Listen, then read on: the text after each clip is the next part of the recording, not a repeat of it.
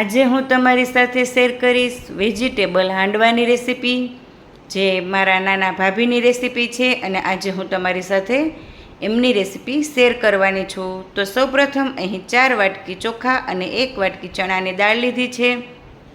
બંનેને વ્યવસ્થિત ધોઈ 4 થી 5 કલાક માટે પાણીમાં પલાળી દીધી છે. હવે 4 થી 5 કલાક થઈ જતાં એમાંથી પાણીનો ભાગ જે છે એ નીકાળી લેશું અને ચોખા અને દાળને અલગ પાડી લેશું. તમે જોઈ શકો છો દાળ અને ચોખા બંને સરસ પલળી ગયા છે. હવે ત્યારબાદ એને મિક્સર જારમાં પીસી લેશું. આ રીતે તમે દાળને આંગળીઓ વડે તોડશો એટલે એ તૂટી જાય, એનો મતલબ એવો કે સરસ પલળી ગયા છે. ચોખા પણ સરસ પલળી ગયા છે, એ ઇઝીલી તૂટી જાય છે.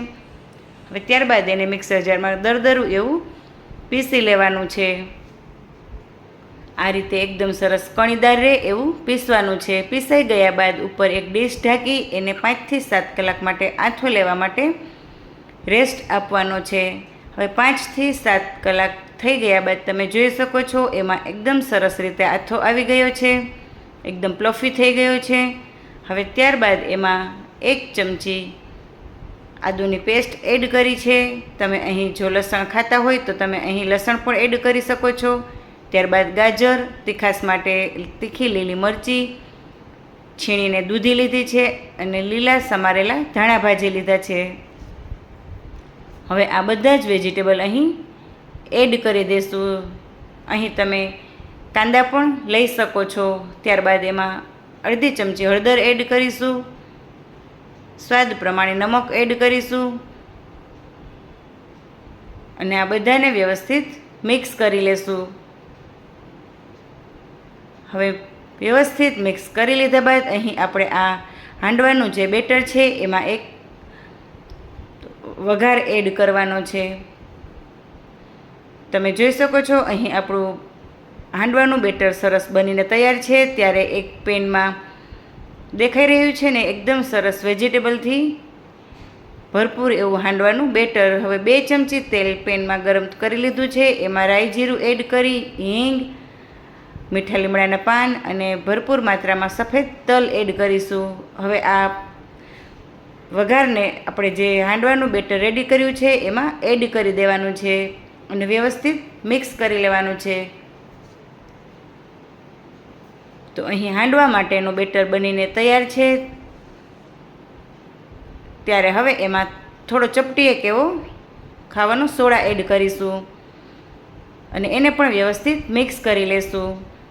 એક પેનમાં 2 થી 3 ચમચી જેટલું તેલ મૂક્યું છે અને એના પર હાંડવાનું બેટર આ રીતે ચમચાથી પાથરી દેવાનું છે. તમે અહીં તેલની જગ્યા પર ઘી અથવા તો બટર પણ લઈ શકો છો.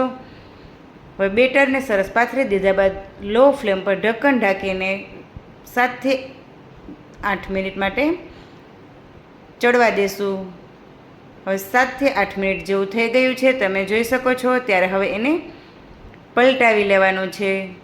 અહીં તેલનું પ્રમાણ વ્યવસ્થિત હોવાથી હવે બીજી સાઈડ આપણે તેલનો ઉપયોગ નહીં કરીએ. જો તમે પહેલાં 1 ચમચી જેટલું તેલ એડ કર્યું હોય તો તમારે પલટાવીને પણ તેલ એડ કરવાનું રહેશે, પરંતુ અહીં શરૂઆતમાં જ 2 ચમચી જેટલું તેલ એડ કર્યું હતું એટલે અત્યારે પલટાવીને એમાં તેલ નથી લગાવ્યું.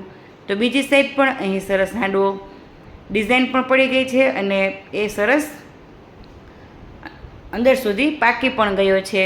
ત્યારે હવે એને એક પ્લેટમાં સર્વ કરી લેશું. તો છે ને બાકી એકદમ જોતાં જ ખાવાનું મન થઈ જાય એવો vegetable handvo.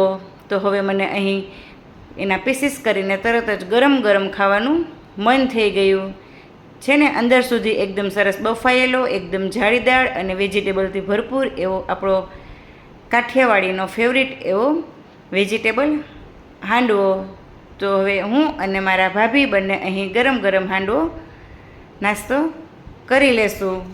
Thank you for watching.